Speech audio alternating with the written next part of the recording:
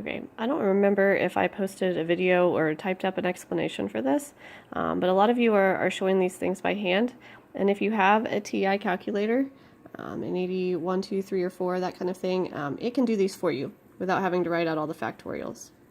So let's start at the top and say we want 23, choose 2. And I'm sorry if this is not focused. So I'm going to type in 23. And then up here on my math button, I'm going to hit math. And then across the top, instead of the math being highlighted, I'm going to come over here to the probability.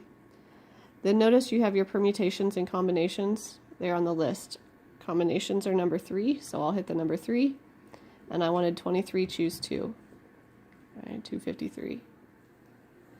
If I want 57, choose 9. I type 57 into my calculator first.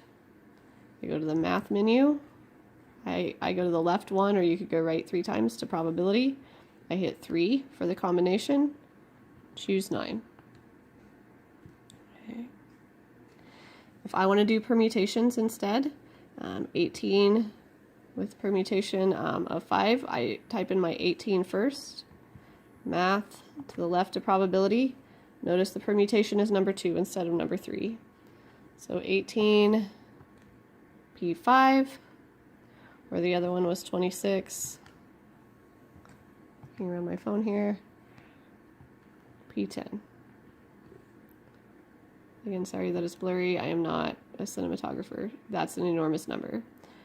Okay, so hopefully that helps. Hopefully you watch this before you take your test for those of you who hadn't found the buttons. If you don't have a graphing utility like this, a TI in the 80s, you might Google yours, because some of even those smaller calculators have the TI 30s in those, have those in the menu, but you might Google and see if you can find out how to do it.